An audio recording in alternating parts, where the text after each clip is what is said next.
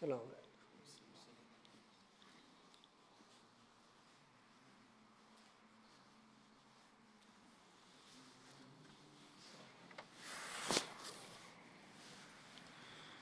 یہ جی یہاں بحرین میں ایک مسجد، راستے میں یہ مغرب کا ٹائم ہو گیا تھا، میں لیٹ ہو رہا تھا تو یہاں رکا، صلاۃ ادا کی۔ حیرانگی ہوئی کہ اندر اتنے زیادہ قرآن رکھے ہوئے ہیں کہ جس کا آپ تصور بھی نہیں کر سکتے، اتنی سیٹنگ کے ساتھ اور اتنے زبردست پرنٹنگ کے ساتھ۔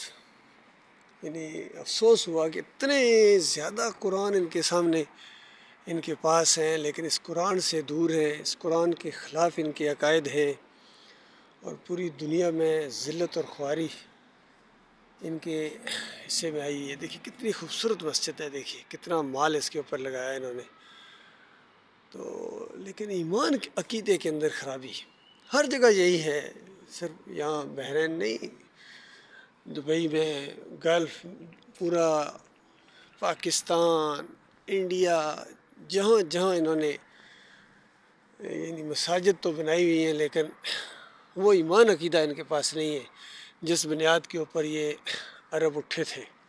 توحید کا عقیدہ، اللہ کے وحدانیت کا عقیدہ۔ آج یہ گنبد کے پجاری ہیں، اپنی بادشاہت کے پجاری ہیں، اور یہودیوں کے پجاری ہیں، بس ان کو خوش کرنے کے لیے، امریکیوں کو خوش کرنے کے لیے، اپنے اس نظام کو برقرار رکھنے کے لیے انہوں نے اللہ کی کتاب کو بالکل پس پش ڈال دیا۔ یہ ذلت اور خواری جو آج مسلمانوں کے اوپر پوری دنیا میں آئی ہوئی ہے میرے بھائیوں، یہ اسی شرک کی وجہ سے ہے۔ اور چادریں چڑھاؤ، اور عرس اور میلے کرو، اور گنبد بناؤ، ہرے اور پیلے اور نیلے گنبد۔ آج مسلمانوں کے اندر یہ بت پرستی کی شکل اختیار کر کے یہ قبر پرستی، اور ہندو اپنے معبود کو، مہاراج کو اور گنیش کو اگر کھڑا کر کے پوجتا ہے تو یہ مسلمان اپنے بابا کو لٹا کے پوجتا ہے۔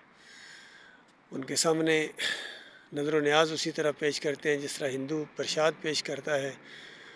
وہ وہاں ڈنڈوت کرتے ہیں، ماتھا ٹیک دیتے ہیں، کہتے ہیں ڈنڈوت کی، مہاراج کی ڈنڈوت کی، اور یہ سجدہ تعظیمی بجا لاتے ہیں، اور ان کے بڑے بڑے مفسرین، بڑے پڑھے لکھے سجدہ تعظیمی کے قائل گزرے ہیں، چاہے ابن کثیر ہوں، مودودی صاحب ہوں، ڈاکٹر اسرار ہوں، علی انجینئر ہوں، طاہر القادری کا تو کہنا ہی کیا، طارق جمیل ہوں، تقی عثمانی ہوں، محمد حنیف ہوں، منور سلطان ہوں، قاری خلیل الرحمن ہوں، یہ سارے کے سارے سجدہ تعظیمی کے قائل ہیں۔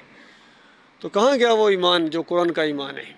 اس وجہ سے ذلت اور خواری ان کے اوپر آئی ہوئی ہے۔ کوئی نعرہ حیدری لگاتا ہے، کوئی یا علی مدد کہتا ہے، کوئی لبیک یا رسول اللہ، کوئی لبیک یا حسین کے نعرے لگا رہا ہے، کوئی حسن حسین کے شربت پی رہا ہے، پلا رہا ہے، کوئی 11ویں کھا رہا ہے، کوئی 12ویں کے کیک کاٹ رہا ہے، کوئی تعویذ پہنے ہوئے ہے۔ اکثریت ان کی جمہوریت کے شرک کے اندر میں مبتلا ہے۔ حافظ سعید جیسا آدمی، خادم حسین رضوی جیسا آدمی اس شرک کے اندر مبتلا ہو گئے، جو مرتا جا رہا آگ میں، جو مرتا جا رہا آگ میں۔ اب یہ امام ان کو کیسے بنایا جائے بتائیے؟ یہ امامت تو کیا، یہ مقتدی بننے کے لائق نہیں رہے ہیں۔ یہ ان کا حال ہے اللہ کے بندو، کہاں جائیں، کس کے پاس جائیں؟ ایمان عقیدہ نہیں ہے۔ بریلویوں کے پاس جاؤ تو نبی علیہ السلام حاضر ناظر ہیں، دم دم پڑھو، درود حضرت بھی ہیں موجود، کہتے ہیں ان کے وسیلے سے کائنات بنی ہے، ان کے وسیلے سے دعا مانگو، یہ ان کی وجہ سے یہ کائنات بنی ہے۔ اور یہ تقی عثمانی کے تو منہ پر چڑھا ہوا ہے، سرور دو عالم، سرور کائنات، سرور دو عالم۔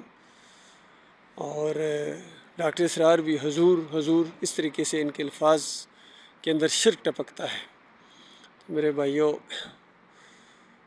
جب تک توحید کی دعوت نہیں اٹھے گی، ایمان خالص نہیں ہوگا، کوئی خیر اس امت کے اندر آنے والا نہیں ہے۔ اسی طرح یہ پٹائی ان کی ہوتی رہے گی، اسی طرح اللہ کے عذاب کا کوڑا ان کے اوپر برستا رہے گا، اور ان کی مائیں اور بہنیں اسی طرح چیختی رہیں گی جب تک ایمان خالص نہیں کریں گے۔ اور یہ تو دنیا کی ذلت اور خواری ہے، مرنے کے ساتھ جو آگ لگنے والی ہے وہ بجھائے نہ بجھے گی۔